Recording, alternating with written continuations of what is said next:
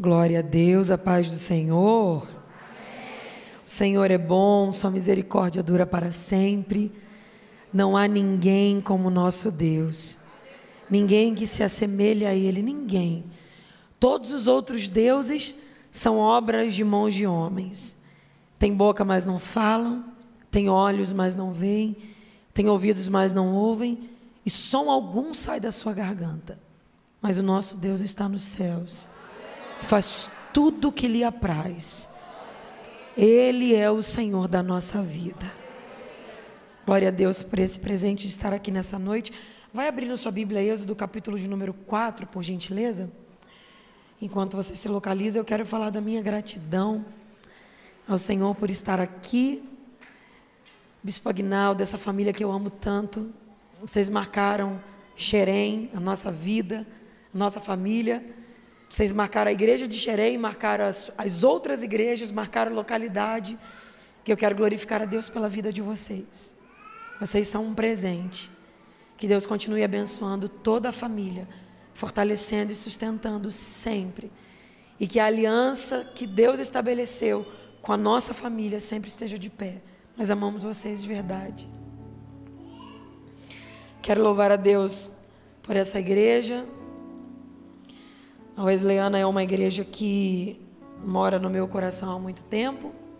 Meu pai se formou, foi consagrado a pastor na Wesleyana, e o começo da minha caminhada cristã foi aqui, na Igreja Metodista Wesleyana, e eu quero glorificar a Deus pela vida de cada irmão, pela vida de cada representante. Que Deus possa continuar abençoando a vida de vocês.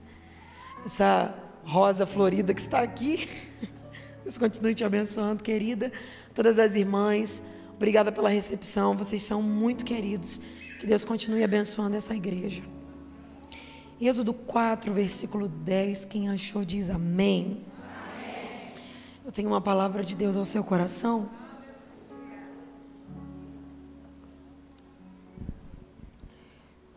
Moisés então respondeu ao Senhor dizendo: Senhor, eu nunca fui eloquente, nem outrora, e nem depois que tu falaste a teu servo. Sou pesado de boca e pesado de língua. Respondeu-lhe então o Senhor dizendo: quem fez a boca do homem? Quem fez o mudo ou o surdo, ou o que vê ou o cego? Não fui eu, o Senhor? Vai, pois, agora, e eu serei com a tua boca, e te ensinarei o que hás de falar. Mas ele respondeu dizendo: Senhor, envia aquele que hás de enviar, menos a mim. Então a ira do Senhor se acendeu contra Moisés, e ele lhe disse: não é Arão o levita teu irmão? Eu sei que ele fala bem. Eis que ele virá ao teu encontro, e vendo-te, se alegrará em seu coração. Tu, pois, lhe falarás, e lhe porás na boca as palavras, e eu serei com a tua boca e com a dele, e vos ensinareis o que deveis fazer. Ele falará ao povo em teu lugar. Mais uma vez a parte A do versículo 16. Ele falará ao povo em teu lugar. Ele falará ao povo em teu lugar. Ou ele falará por ti ao povo. Ele falará ao povo em teu lugar. Fala conosco, Jesus. Nós desejamos ouvir a tua voz. Usa o vaso. É de barro, é pequeno, mas é teu. Fala com o povo, porque o povo também é teu. Fique à vontade no ambiente, a casa é tua. Quem manda aqui é o teu Espírito. Quem determina o que vai acontecer aqui é o Senhor. Se tu quiseres curar nessa noite, a casa é tua, Senhor. Se tu quiseres batizar com o Espírito Santo e com fogo, a casa é tua. Se tu quiseres quebrar cadeias do nosso meio, a casa é tua. Tu fazes como tu quiseres. Nós somos teu povo. E tu és o nosso Deus. Aleluia. Fala conosco. Nossa alma te deseja. Fala conosco que a nossa alma viverá, Senhor. É o que nós desejamos e te pedimos. Em nome de Jesus. Amém e amém. Senta dando glória a Jesus.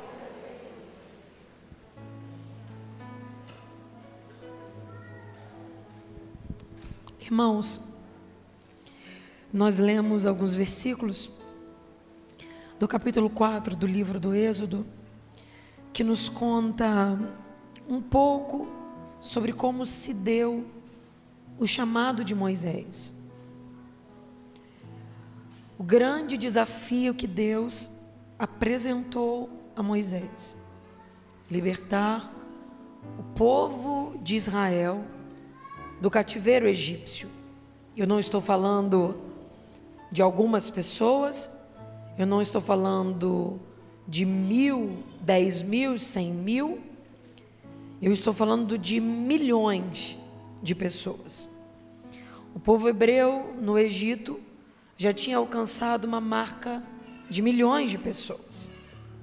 E o desafio que Deus coloca diante de Moisés é: volta lá, porque você vai ser a pessoa que eu vou usar para libertar o meu povo. Como nós lemos aqui, você pode perceber, Moisés coloca alguns empecilhos e diz a Deus: olha, manda outro, menos a mim, porque o que o Senhor está querendo de mim, eu não tenho condições de fazer, uma vez que tenho dificuldade no falar. Sou pesado de boca e pesado de língua. Mas fato é que Deus queria Moisés. A pessoa que Deus decidiu cumprir esta missão foi Moisés. Libertar todo o povo hebreu do cativeiro egípcio. E vale lembrar que o Egito era a maior potência da época. Faraó era considerado um deus pelos egípcios. O que ele falava era lei. Se ele determinasse, estava determinado. Se ele ordenasse, estava ordenado. Moisés sabia quem era o Egito, Moisés sabia quem era Faraó, Moisés sabia a quantidade e a realidade do povo hebreu. Eles estavam cativos no Egito, eles estavam prisioneiros no Egito, mas eu preciso te lembrar que eles não foram parar no Egito como escravos. O povo hebreu desce ao Egito na época que José, lembra de José, que foi vendido pelos seus irmãos? Eles descem ao Egito na época que José era governador do Egito. E por ser governador do Egito, José administrou bem os recursos do Egito. E quando houve uma fome na terra, o Egito era o único lugar que tinha alimento.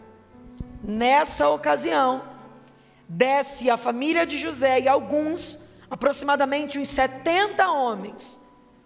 Eles descem para buscar alimento e lá José prepara um lugar para que eles possam plantar, colher e viver. O José, que foi vendido pelos seus irmãos, e agora os irmãos reconhecem ele, e para sua família, ele prepara um lugar de destaque, um lugar separado no Egito. Eles não descem como escravos, mas Deus havia feito uma promessa ao bisavô de José. Quem era o bisavô de José? José era filho de Jacó, que era filho de Isaac, que era filho de Abraão. A Abraão Deus tinha dito: se você pode contar as estrelas dos céus, se você é capaz de contar os grãos de areia, então você será capaz de contar a tua descendência. Abraão, vou fazer a tua semente grande na terra, vou multiplicar a tua semente de tal forma que eles serão poderosos na terra. Só que você deve conhecer a história. A mulher dele era estéril, Sara, mas o milagre acontece. Sara gera Isaac, Isaac gera Jacó e Esaú, e de Jacó nasce José, os filhos de José, os irmãos de José, que mais à frente vão se tornar as 12 tribos de Israel. Pois bem, o tempo passa, chegamos agora ao Egito, José governando, seus irmãos descem para buscar alimento, reconhecem José, José prepara um lugar para que eles possam viver. Abraão já tinha morrido, Isaac já tinha morrido, só que a palavra que Deus liberou não tinha envelhecido, porque promessas de Deus não envelhecem com o tempo. O tempo não é capaz de anular a palavra que Deus liberou. No Egito eles estão, enquanto José está vivo, eles têm uma boa moradia no Egito. Só que morre José, morre a família de José, morre o povo da época de José, o faraó da época de José também morre. Aproximadamente uns 400 anos se passam. Se levanta um novo faraó, que não conhece a história de José, que não sabe da história desse povo, só olha para esse povo e vê que eles crescem absurdamente. Deixa eu tentar te fazer entender mais ou menos. Se os egípcios crescem 1, os hebreus crescem 10. Se os egípcios crescem 10, os hebreus crescem 100. Tudo com os hebreus é exagerado. O crescimento é exagerado, as coisas acontecem de forma acelerada. E é assim. Quem tem uma palavra de Deus sobre si precisa entender que as coisas vão acontecer de maneira exagerada. Só que na mesma proporção que o crescimento é exagerado, a perseguição também será exagerada. Pelo amor de Deus, seja a boca de Deus para quem está do seu lado e diga para ele: tenha maturidade para entender que do mesmo jeito que a palavra de Deus sobre tua vida te garante um crescimento exagerado, as lutas e as guerras também serão exageradas. Me dá retorno aqui, por favor, por gentileza. Você tem que ter maturidade para lidar com isso. Você tem que entender que a palavra de Deus sobre você, a mão de Deus sobre você, te faz viver coisas que os outros não vivem. E embora isso seja um benefício para você, isso causa um constrangimento em quem não tem o que você tem. Aleluia. E quem não recebeu o que você recebeu, está te olhando e está dizendo: por que ele não eu? E aí você vai ter que ter maturidade para lidar com o nível da perseguição. Lá estão os hebreus crescendo, crescendo, crescendo. Eles não fazem força para crescer, eles crescem naturalmente. Porque quem tem a mão de Deus sobre si não faz força para as coisas acontecerem, elas acontecem. Amigo, não mexe no meu retorno não, por favor. Meu retorno, não mexe não, por favor. Você não precisa fazer força, acontece. E quem não tem o que você tem, está olhando e está dizendo: o que é isso? Faraó está incomodado com o crescimento daquele povo. Que crescimento é esse? Que gente é essa? O que acontece com eles? O que eles têm? Ele não conhece a história deles. Ele acha que o crescimento dos hebreus acontece do nada. Só que nada na vida de alguém acontece do nada. Se Faraó conhecesse a história dos hebreus, ele saberia que antes desse crescimento absurdo, tem um homem deixando terra, parentela, casa de pai, tem renúncias por trás de todo o crescimento. Aleluia! Por mais que alguém tente ignorar a história, não adianta, o crescimento revela as renúncias que existiram. Oh glória! Olha para quem está do teu lado e fale para ele: alguém pode tentar anular a história. Fala para ele, mas não tem como. O crescimento revela as renúncias que existiram. Alguém pode dizer, caiu de paraquedas, chegou do nada, mas não tem como. O teu crescimento revela as renúncias que você fez para chegar onde chegou. Alguém pode não ter visto, mas o Deus que conhece tua história está dizendo, fica tranquilo. Eu honro histórias. Eu honro renúncias. Rebacando revachúria. Faraó está irritado com o crescimento deles, está dizendo, eu preciso dar um jeito de parar esse crescimento. Alguma coisa eu tenho que fazer para que eles não cresçam mais. Já sei. Eu quero que vocês dobrem as cargas dos hebreus. E aí sabe aquelas construções faraônicas? Faraó está agora exigindo que eles trabalhem muito mais na produção dos tijolos. De início era assim, trabalhem, maltrate eles. Faraó começou a perceber que não estava resolvendo. Então agora os egípcios nem a matéria-prima, a palha fornecia mais. Os hebreus tinham que buscar, trabalhar na produção e trabalhar na construção, e sendo maltratados. Porque ele pensou, se eu multiplicar as cargas, se eu maltratar, eles não vão ter tempo para crescer. O tempo mudou, mas a estratégia é a mesma. Todas as vezes que o diabo quiser mexer no teu crescimento, ele vai tocar no teu tempo. É uma ótima forma de minar o crescimento. Mexe no tempo. Faz ele achar que não tem tempo porque é importante. Faz ele se esquecer do que realmente faz crescer e faz ele inverter prioridades. Só que na nossa época nós somos escravos sem saber que somos. Porque a nossa escravidão é uma escravidão velada. A gente é escravo achando que é livre. E aí ele coloca a mão no nosso tempo e nos faz achar que não temos tempo porque é importante. E a gente diz, não, é o meu lazer, é para o meu bem. Que nada, ele está minando o teu crescimento e você nem está percebendo.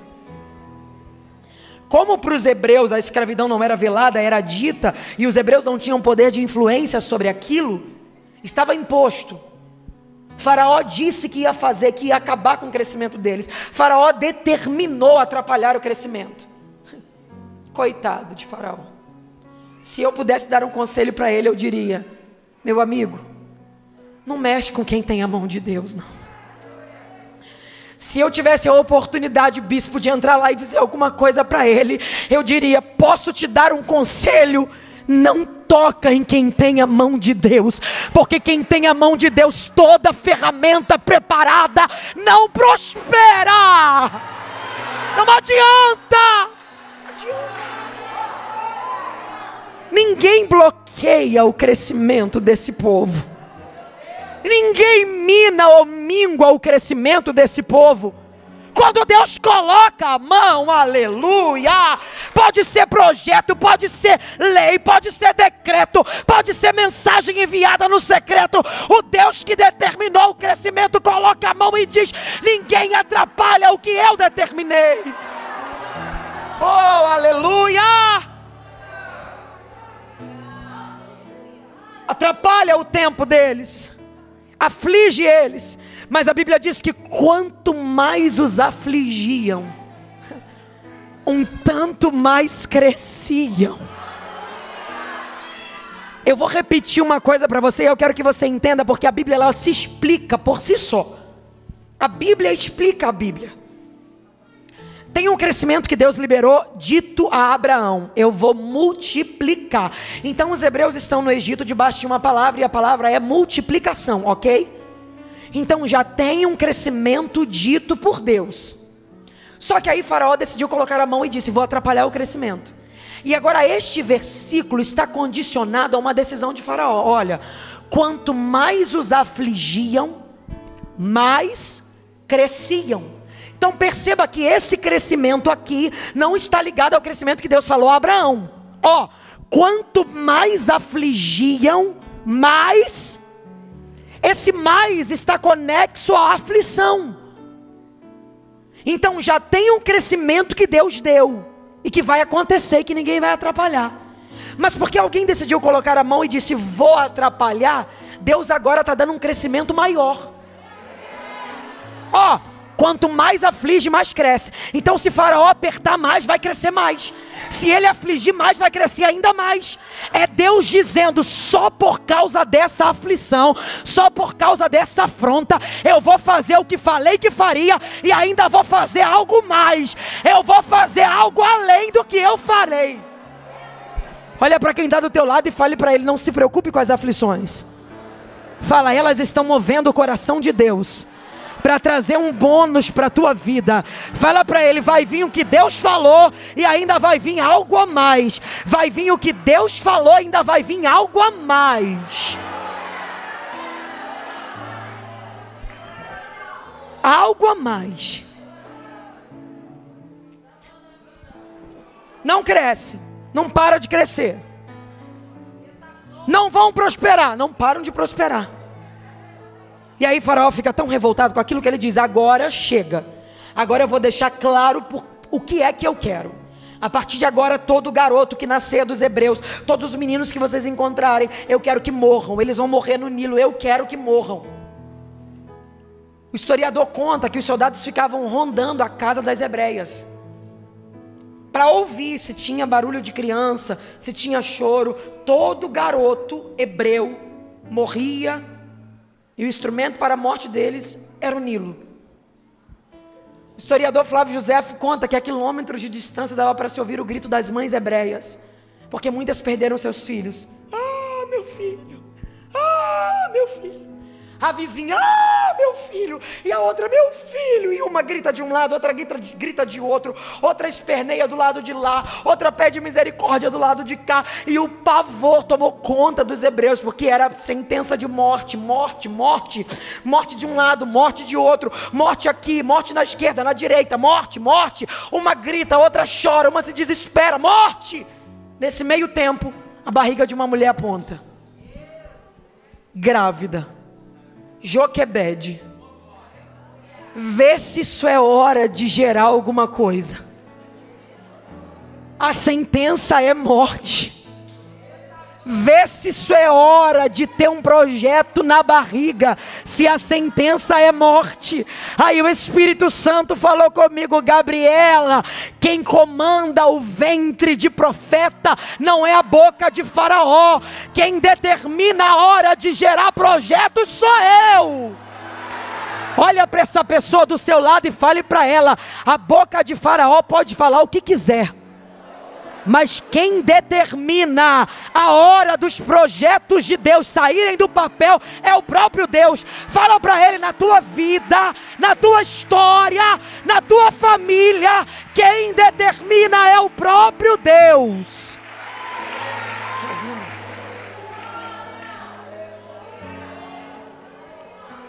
Alguém pode tentar,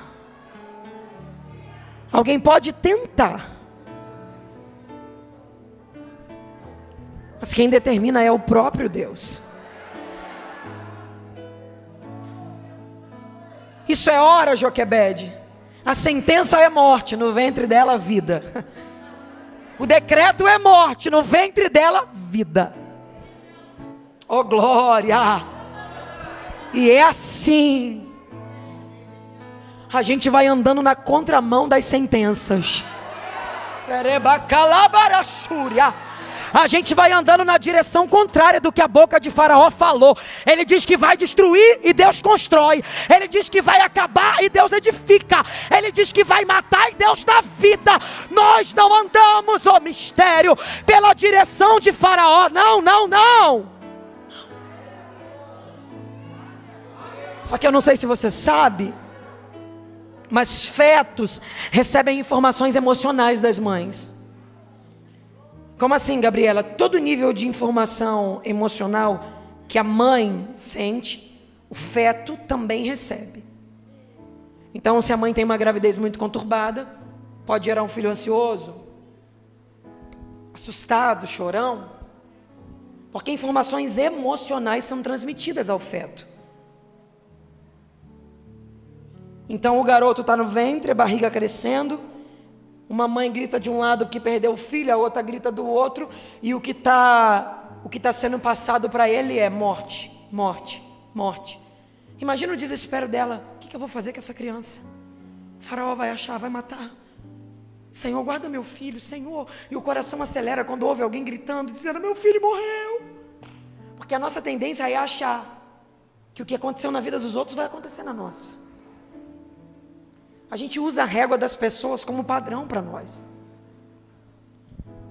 Cada hora que uma mãe gritava, eu imagino o desespero de Joquebede, pensando: daqui a pouco é a minha vez de sentir esse choro, de sentir essa dor. E o que está recebendo de informação emocional o garoto é morte, morte, morte, morte, morte. Eu imagino que por vezes ela sente medo, eu imagino que por vezes ela sente pavor, eu imagino que por vezes ela clama misericórdia, eu imagino. Mas o que está sendo passado para ele enquanto feto é medo, morte, desespero. O coração acelera quando uma mãe chora de um lado, o coração entra em pânico quando a mãe grita do outro, porque perdeu mais um filho, mais um morreu, mais um. Imagina ela pensando: daqui a pouco vai ser eu, daqui a pouco vai ser o meu.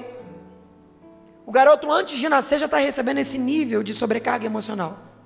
Quando nasce, você pensa que ele faz como toda criança faz? Não, a Bíblia diz que ele fica escondido por 3 meses. Então imagina o desespero dela tentando preservar ele dos soldados quando ele chora.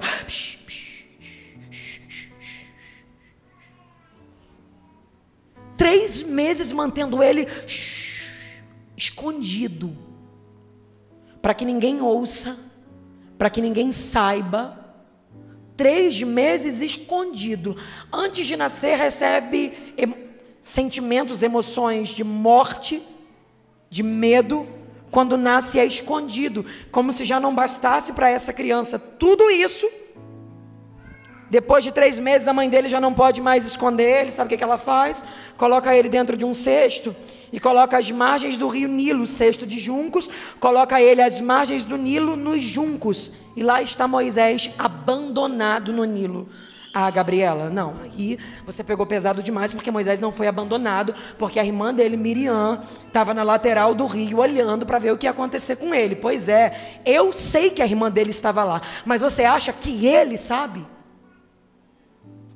Ele, enquanto criança, dentro de um cesto, chora e não tem colo, grita e não tem ninguém para acalentar. Qual é o sentimento? Abandono. Prova é que a Bíblia diz que a filha de Faraó desce para tomar banho no Nilo, olha o cesto, manda uma criada buscar, e quando ela abre, o garoto estava chorando. Eu não sei por quanto tempo ele chorou, eu não sei por quanto tempo ele gritou, mas eu sei que o sentimento que se dá quando se grita e está sozinho num lugar, para uma criança que não sabe que está sendo vigiado, é: me abandonaram. E como se já não bastasse isso, informações de morte no ventre, escondido nos primeiros meses, abandonado depois, agora a filha de Faraó acha ele. E eu já preguei sobre isso e acho linda essa história, mas vamos olhar pela ótica do Moisés, tá? Ele vai ser criado pela filha do Faraó. Ah, Gabriela, vai virar príncipe do Egito. Tem noção da riqueza que Moisés vai ter? Moisés vai ser milionário. Pergunta a ele se ele não troca toda essa riqueza para ficar com a família dele. Pergunta a ele se ele não quer ficar com o povo dele.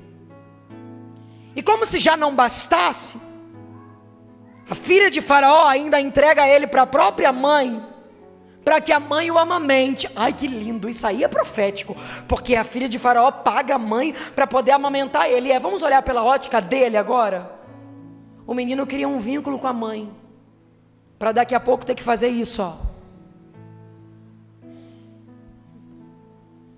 E ser levado para um lugar que ele não quer ir, que ele não escolheu, longe da família, vendo os seus irmãos ficar com a sua família e ele não pode ficar.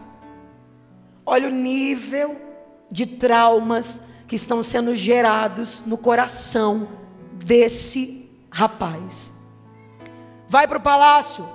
A melhor comida é de Moisés, a melhor roupa é para ele, os melhores sapatos. Moisés é príncipe do Egito, filho da filha de Faraó, é educado. Toda a ciência do Egito Moisés aprende, toda a educação do Egito Moisés aprende. Ele aprende matemática, ele aprende sobre física, ele aprende sobre como construir as coisas, ele aprende sobre os deuses do Egito. Moisés recebe a melhor educação, Moisés recebe tudo de melhor que tem no Egito, tudo de melhor. Mas quer que eu te prove que tem alguma coisa mal resolvida dentro dele? Depois de 40 anos sendo muito bem educado, um dia ele saiu observar as terras e vê um egípcio maltratando um hebreu. Bom, como Moisés foi muito bem educado, o que a gente acha que ele vai fazer? Vai usar toda a educação que ele recebeu e vai dizer: querido egípcio, com toda a educação de príncipe que eu tenho, não maltrate o irmão. Ao contrário disso, a Bíblia diz que ele mata o egípcio e esconde na areia. O que Moisés está fazendo aqui? Colocando para fora alguma coisa que está guardado dentro dele há anos. Tanto é que no outro dia ele retorna, mais um tempo depois ele retorna e tem um hebreu maltratando um hebreu. Aí já é o povo dele. Você acha que ele mata o hebreu? Não, ele conversa. Ele sabe que está num povo que não é dele, numa cultura que não é dele, vendo o povo dele ser maltratado e não poder fazer nada. Isso gera revolta nele. E agora, depois de matar o egípcio, ele tem que fugir para o deserto. E alguém pode olhar e pensar: Gabriela, que história pavorosa é essa? Deixa de ser príncipe e vai para o deserto? Pois é, porque o Egito ensinou tudo para Moisés, tudo. Mas teve uma coisa que o Egito não foi capaz de ensinar. E era exatamente o que Deus tinha chamado Moisés para ser. Deus chamou Moisés para ser pastor. E o Egito nunca pôde ensinar Moisés a pastorear. Mas Deus, quando quis lapidá-lo sobre o seu chamado, Deus o conduziu a um deserto. Porque toda vez que Deus quiser te ensinar sobre o teu chamado, não vai ser no palácio, vai ser no deserto. Toda pessoa que Deus quer refinar para o chamado que tem, Deus o convida a um deserto. Os desertos de Deus são pedagógicos. Os desertos de Deus são didáticos. Os desertos de Deus são uma lapidação para o propósito que Ele tem na tua vida. Lá está Moisés caminhando para o deserto de Midian. E alguém vai me ouvir e vai dizer: Gabriela, eu odeio o deserto. Gabriela, o deserto é a pior fase. Que nada. No deserto, Moisés conhece uma mulher. Como é o nome dela? Zípora. O que Zípora é? Pastora.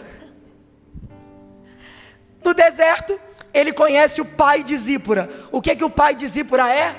Pastor. Sabe pastorear, Moisés? Sei não. Deixa que eu te ensino. Tem ovelhas, Moisés? Tenho não. Se preocupa não, meu pai tem. Deixa eu liberar uma palavra de Deus sobre tua vida. Talvez você não entenda o deserto que você está vivendo e não compreende por que está passando o que está passando, mas eu vim como boca de Deus dizer a você: isso é parte do ensino de Deus para o chamado que Ele tem na tua vida. Você se questiona, se indaga, reclama, porque do nada a vida virou de cabeça para baixo. Não é do nada, é a mão de Deus sobre você dizendo: chegou a hora do meu chamado na tua vida começar a acontecer. Mas eu ainda quero liberar outra palavra profética. Neste deserto, Deus vai te ligar com pessoas certas. Faz uma cara de profeta. Eu sei que não existe isso, mas é para dar emoção, tá? Eu vou te ensinar como é que é profeta lá de Xerém, de onde eu vim. Franze a testa, fecha um pouco o olho na medida. Não olha devagar não, olha rápido para dar medo. Olha nos olhos dessa pessoa e fala para ela: este ano, Deus vai te aliançar com pessoas que saberão fazer o que você não sabe. Fala: Deus vai trazer para perto de você gente estratégica, gente que vai te acrescentar, gente que vai trazer coisa boa para a tua vida. Deus vai te conectar a pessoas certas. Deus vai tirar do teu caminho quem não acrescenta. Deus vai levar para longe quem não edifica. Deus vai te afastar de quem te atrapalha. E este será um ano de alianças verdadeiras. Ano de alianças verdadeiras. Alguém vai dizer: precisava te conhecer. Fulano quer te conhecer. Como? Nem sabia que ele sabia da minha existência. Pois é, Deus já está trazendo para o teu deserto a pessoa certa, que vai te ensinar o que você não sabe. Oh, pelo amor de Deus, eu estou sentindo graça de Deus aqui. Olha para essa pessoa e fala para ela: Deus vai trazer gente certa para o teu lado. Deus vai te apresentar os amigos dele. Deus vai te conectar com os amigos dele. Oh, glória! Nesse ano, Deus não vai mais te apresentar os seus amigos. Nesse ano Deus vai te apresentar os amigos dele. E os amigos de Deus serão teus amigos. Aleluia! Moisés não tem noção do que está esperando por ele no deserto. Mas no deserto já tem uma Zípora e já tem um Jetro. Gente que vai ensinar a ele o que ele ainda não aprendeu. Você está entendendo o que Deus está te dizendo? Esse deserto não é momento de aflição. Esse deserto é momento de aprendizado. Deus está ligando o teu caminho ao caminho de alguém. Aleluia. Deus vai fazer a tua história entrelaçar com a história de alguém. E você vai dizer: meu Deus, eu nunca imaginei ser amiga dessa pessoa. Eu nunca imaginei ser amigo dessa pessoa. Eu nunca imaginei que eu ia cruzar o meu caminho com essa pessoa. E Deus está dizendo: eu já tinha este plano, porque eu sei o lugar que eu quero te levar. Aleluia.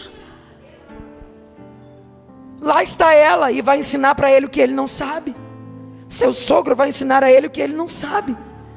Mas está Moisés, 40 anos no deserto, sendo pastor. Deixa eu te dizer que pastorear nessa condição que Moisés está não é uma profissão muito bem vista. Ele deixa de ser príncipe e vem assumir um cargo que não é tão relevante assim. E como se já não bastasse, ele está cuidando de ovelhas que nem são dele. As ovelhas são do sogro. Deus podia maneirar algumas coisas às vezes, né? Por que não dá para Moisés ovelhas que são dele? Se Deus pode ou não pode? Por que deixa Moisés já ser humilhado e ainda cuidar de ovelhas que nem são dele? Porque Deus é didático. Moisés cuida de ovelhas aqui que não são dele, porque mais à frente ele vai cuidar de um povo que também não é dele. Por que tem que ser no deserto? Porque enquanto Moisés aprende a vencer o deserto aqui, ele já está recebendo a instrução do seu futuro amanhã. Deixa eu liberar uma palavra para você. O que você faz hoje em pequena escala já está te ensinando sobre o teu destino. Cada dia desse deserto que você vence é uma linha do mapa do teu futuro que você escreve com a caneta de Deus. Aleluia! Alguém está me ouvindo e está dizendo: Gabriela, eu estou contando moedas. Conta mesmo e aprende a administrar. Porque quando a empresa que Deus prometeu chegar na tua mão, você já vai ter experiência sobre este deserto.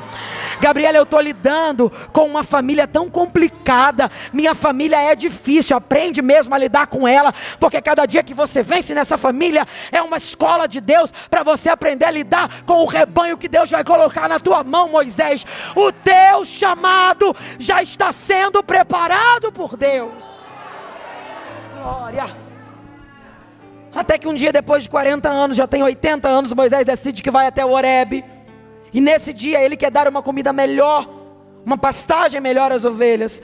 Lá está ele indo ao Horebe. Como o lugar é deserto, é normal sarças pegarem fogo. Por causa da condição climática, a sarça era um arbusto seco no deserto. Então era normal entrar em combustão e queimar. Moisés está indo ao Horebe e percebe que tem uma sarça pegando fogo. Mas como é normal, ele está indo para o Horebe. O Horebe é para cá. E a sarça está pegando fogo. E imagina ele pensando: daqui a pouco queima. As outras queimam, essa aqui vai queimar também. E ele está indo e a sarça não queima. Pega fogo e não consome. E ele está indo e pensa: daqui a pouco vai queimar. Mas a sarça pega fogo e não queima. Pega fogo e não queima. As outras pegam fogo e queimam. Essa pega fogo e não queima. Moisés está vendo que tem alguma coisa de diferente nela. O fogo queima em volta, mas a sarça não consome. E o normal é o fogo consumir a sarça. Mas essa, o fogo não consome. A Bíblia me diz por quê. Porque Deus estava no meio da sarça. O normal é o fogo consumir. Mas quando Deus está no meio, o que é para consumir não consome. Deus no meio te faz resistir a guerras irresistíveis e vencer crises invencíveis. O segredo da tua vida é Deus no meio. Você para pensar como é que você teve força para ficar de pé. É tanta luta, é tanta prova em você.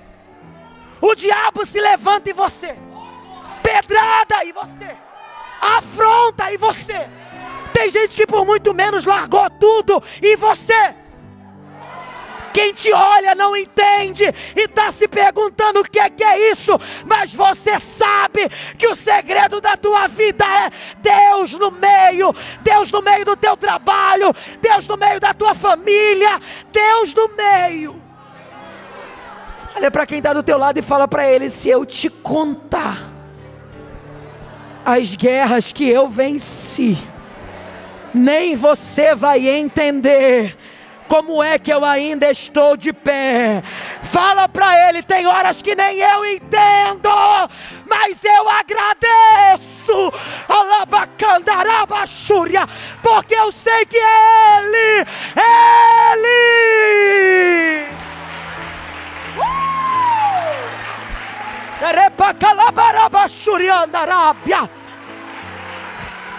A raiva do diabo, mistério de Deus.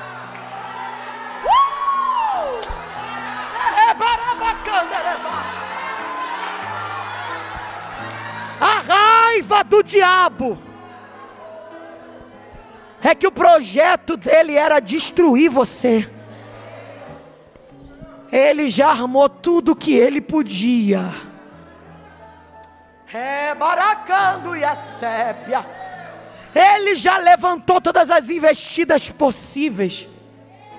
Foi na família, foi nos filhos, foi no trabalho, foi no casamento, foi na saúde, foi aqui, foi ali, foi lá. E quando ele te olha, olha você.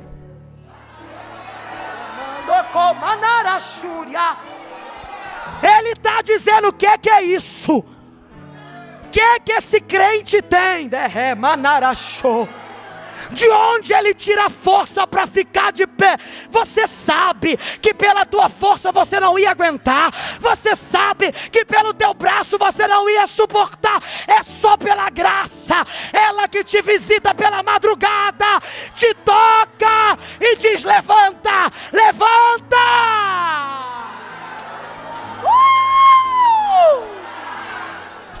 Oh, que a manguia sérvia. Se não fosse Deus no meio. Deus está aqui.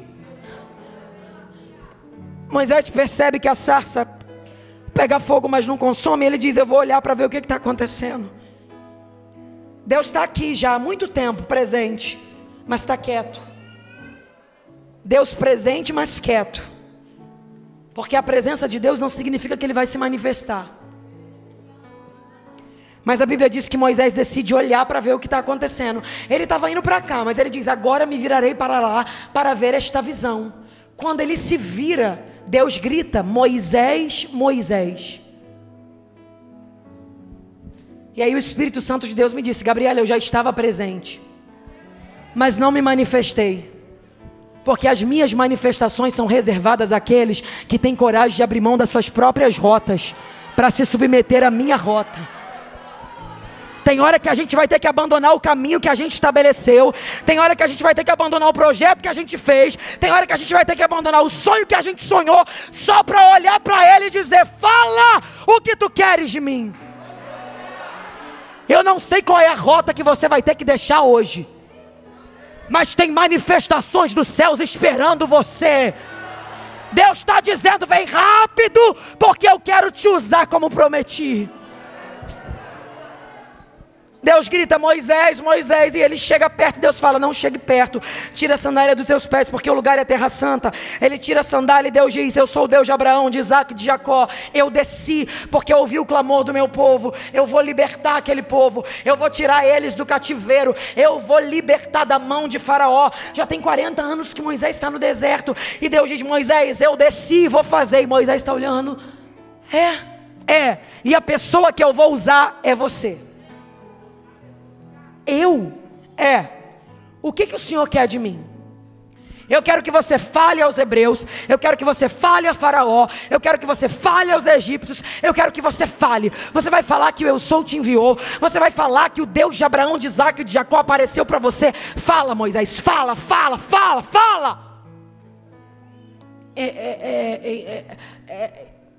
Então, tem um problema. Eu sou pesado de boca e sou pesado de língua.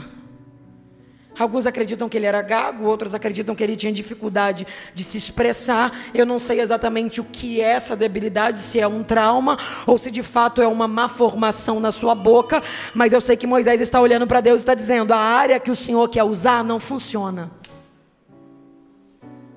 Pensa comigo, depois de 80 anos sem falar bem, você acha que ele já não acostumou que aquela área não anda? Claro. Depois de 80 anos convivendo e não falando bem, você acha que Moisés já não aceitou que aquela área não funciona? Claro. Deus quer um conselho? Se eu estivesse lá: usa os olhos de Moisés, porque ele enxerga bem. Não, eu quero usar a boca. Deus, usa os pés de Moisés, porque ele anda bem. Não, eu quero usar a boca. Deus, usa as mãos de Moisés, porque elas funcionam. Não, eu quero usar a boca. Por que é que Deus está querendo usar uma área que não funciona? Aleluia! Olha para essa pessoa que está do seu lado e diga para ela: nesse culto, Deus te trouxe aqui para resolver questões antigas. Fala para ele: hoje Deus vai tocar numa área, não na que funciona, mas que há muito tempo já não funciona, e você já se acostumou, já aceitou, já entendeu que não dá certo, mas ele desceu aqui para dizer: a partir de hoje eu vou tocar e vou fazer dar certo. Oh, meu Deus do céu. Gabriela, eu já consegui me acostumar em ser frustrado nessa área. Pois é, mas desacostuma hoje, porque Jesus vai tirar essa frustração. Gabriela, eu já consegui internalizar. Na minha vida tudo anda, menos aqui. O Deus que desceu lá em Midian, desceu aqui em Petrópolis hoje. Aleluia! Oh, rebaracandaravassa.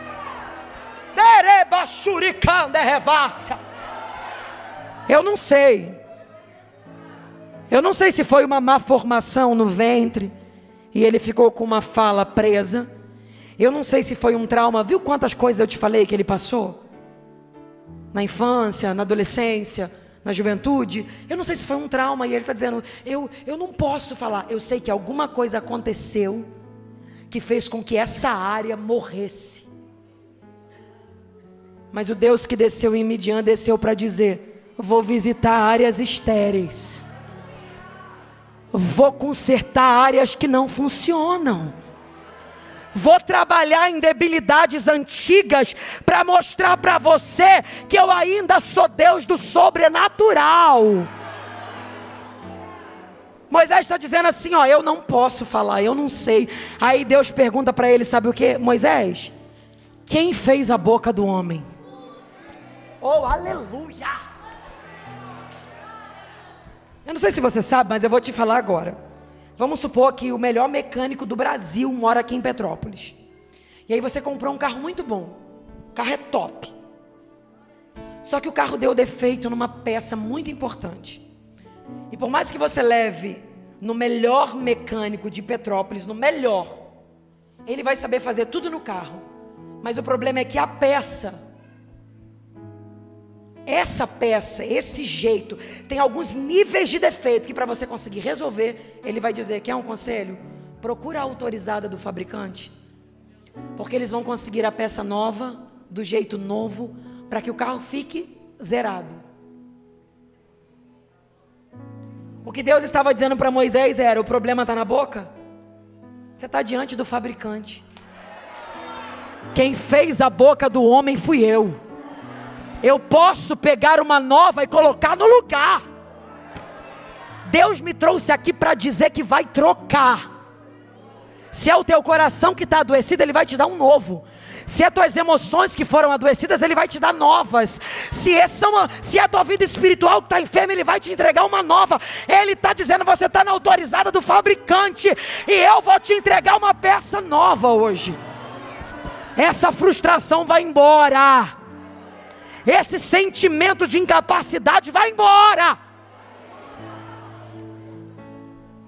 Só que Moisés olha, 80 anos, já acostumou que não consegue. Ele diz, Senhor, manda outro, menos eu, envia outro.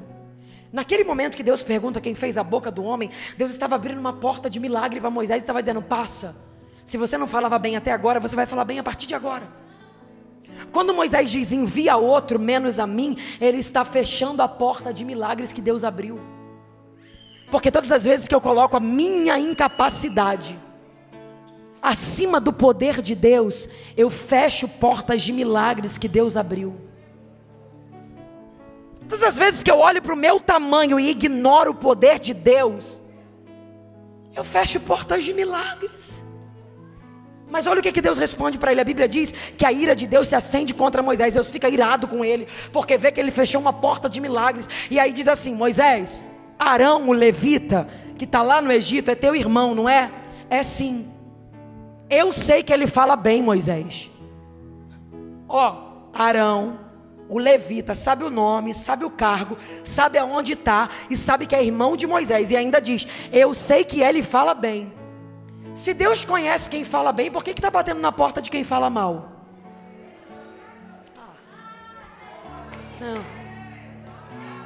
Ele me trouxe aqui para dizer, se fosse por capacidade, eu chamava outros. Mas não é por capacidade, eu quis você, eu gostei de você, eu conheço a tua história, eu quero te honrar. Eu estou sentindo graça de Deus aqui. Se fosse por mérito, por pregar bem, por eloquência, tinha outro pregador aqui, mas não é mérito, é graça. Olha para essa pessoa que está do seu lado e fala para ela, Ele te quis. Fala, Ele se apaixonou pela tua história. Fala, Ele sabe o tanto de dor que você viveu, Ele conhece a tua trajetória, Ele sabe da tua infância, Ele olhou para você e falou, eu vou te compensar, eu vou te honrar, eu quero você.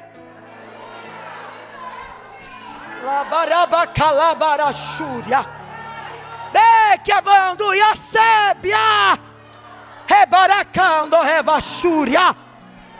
Ele te quis. Tinha gente melhor, mas Ele quis você. Tinha gente mais capacitada, mas Ele gostou de você. Ele gostou desse teu coração que não desiste de crer. Mesmo com tantas guerras, tantas impossibilidades, Ele olhou para você e falou,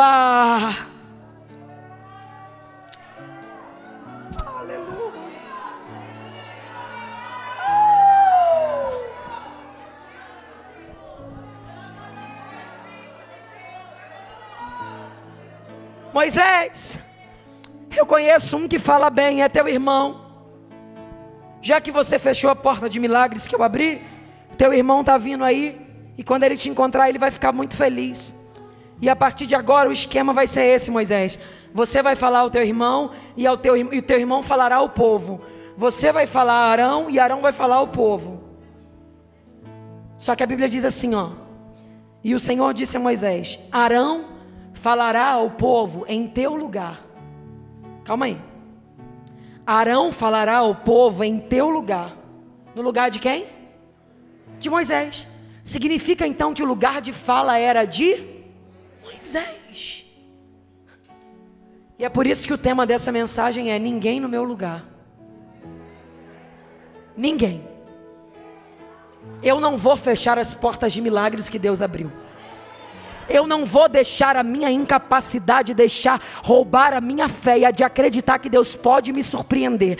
Eu não vou deixar a minha realidade me fazer desacreditar do tamanho da promessa que Deus tem na minha vida. Ninguém vai florescer no meu lugar. Hoje eu vou voltar para casa acreditando que eu sou pequeno, mas meu Deus é grande, que eu não posso, mas meu Deus pode, que eu não tenho, mas meu Deus tem. Ninguém vai florescer no meu lugar. No meu lugar quem vai florescer sou eu. Olha para essa pessoa e fala para ela: ninguém no meu lugar. Diz para ela a partir de hoje, fala: você vai me ver florescendo onde Deus me plantar. Fala para ele: eu vou desfrutar de tudo, das grandezas de Deus, do chamado de Deus, da promessa de Deus. Ninguém vai florescer no meu lugar, ninguém. Eu não vou mais ficar olhando e falando: eu não posso, eu sou um coitadinho, o senhor não está vendo aqui, ó, eu não sei falar, olha as minhas limitações. Deixa eu te ensinar uma ilustração que Deus me ensinou e eu vou passar ela para vocês. Eu estou encerrando agora a oportunidade, mas eu vou ensinar o que o pessoal da igreja faz quando o pregador vai encerrar, bispo. Sem o pregador saber, ele fala: gente, estou encerrando. Aí todo mundo faz assim, ó. Mas é espontâneo, o pregador não pede, não fica passando essa vergonha que eu estou passando aqui não, tá? Vamos fingir que eu não passei esse mico. Então agora eu vou encerrar, gente. Que falsidade, Senhor.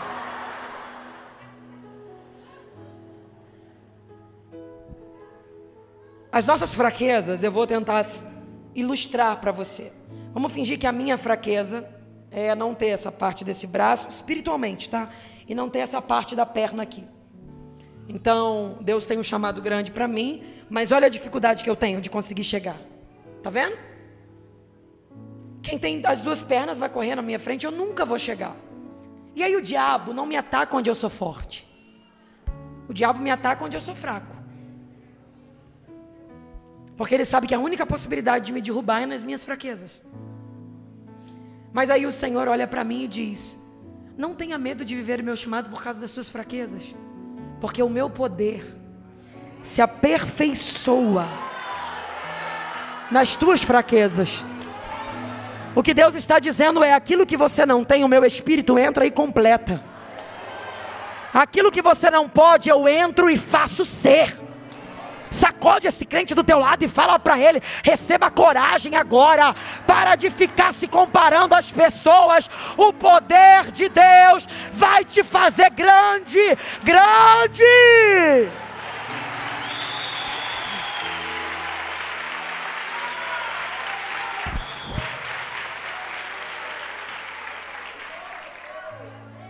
E aí, nunca teve líder como Moisés, eu preciso que você saiba disso. Mar abriu, coluna de fogo, coluna de nuvem, maná do céu. Toda palestra de liderança, curso de liderança que eu vou, o homem mais falado é Moisés. Moisés. E quem fala isso não sou eu não, quem fala isso é a Bíblia. O último capítulo do livro de Deuteronômio diz: e nunca mais se levantou em Israel um homem como Moisés, com o qual o Senhor falara face a face, boca a boca, nos feitos, sinais e manifestações que Deus operou, tanto no Egito quanto no deserto, através da vida dele. Como Moisés não teve, Moisés foi o cara. Se fosse brasileira a Bíblia, se fosse carioquês escrevendo a Bíblia, diria: Moisés era top. O que Deus tinha com ele no ministério aconteceu. O povo foi liberto. O que Deus queria fazer ao povo aconteceu. Mas ele teve que viver uma vida inteira assim, ó: fala isso, isso, isso. Aí o outro ia: assim diz o Senhor. Agora fala isso, isso, isso. Assim diz. Agora fala isso, isso, isso. Quando na verdade o que Deus queria era que ele dissesse: assim diz o Senhor. Então a descida de Deus em Midian não era para validar o que ele seria aos outros. Era para validar o que ele seria a ele mesmo.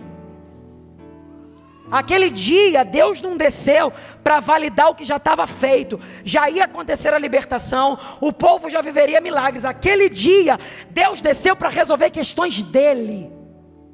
Porque hoje eu não vim pregar o quanto você vai ser bom para os outros, eu vim pregar o quanto você vai ser bom para você mesmo. Hoje, você vai olhar para dentro de você e vai se permitir crescer em áreas que você achou que não poderia. Hoje você vai ver áreas secas da tua vida recebendo uma chuva de Deus. Você vai voltar a crer que você pode sim. Que por mais que a vida tenha te feito acreditar 20, 30, 40 anos que você não vai, e você já aceitou que não vai, as crenças limitantes, sabe? Se ninguém da tua família foi, você não vai. Ninguém da tua família casou e foi feliz, você não vai casar e não vai ser feliz. Ninguém da tua família se formou, você não vai se formar. Hoje, essas crenças limitantes serão rompidas, e Deus me trouxe aqui para te dizer: você vai chegar onde ninguém da tua família chegou, você vai mais longe do que você imagina, você vai romper limites. Para de achar que já é tarde. Não é tarde. Deus está dizendo: eu quero restaurar promessas antigas, e quero te lembrar que há possibilidade de um recomeço. Deus está visitando a tua alma, revirando uma gaveta antiga, pegando um sonho lá de baixo e trazendo ele de fora. Eu estou sentindo Jesus aqui, e ele vai te tocar hoje.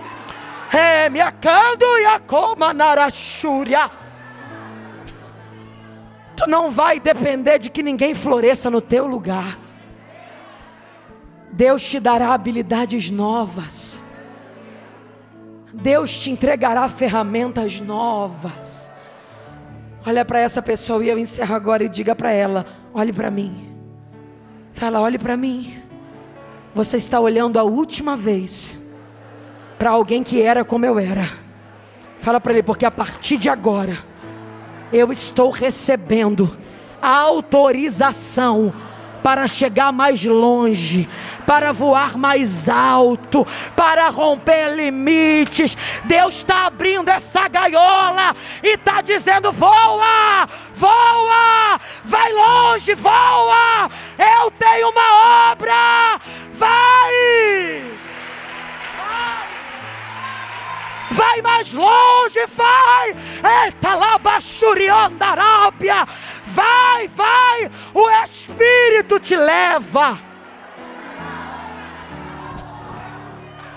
Se prepare para ser o primeiro na tua casa.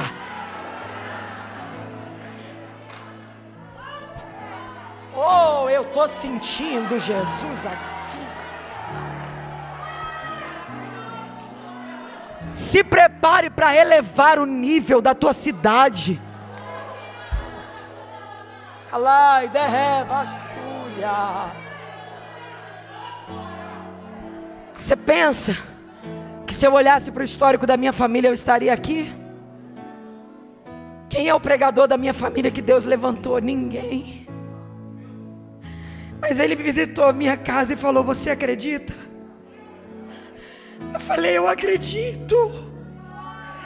Ele disse: então vem, porque eu serei céu para que tu voes, e eu serei passarela para que tu ande. Oh mistério!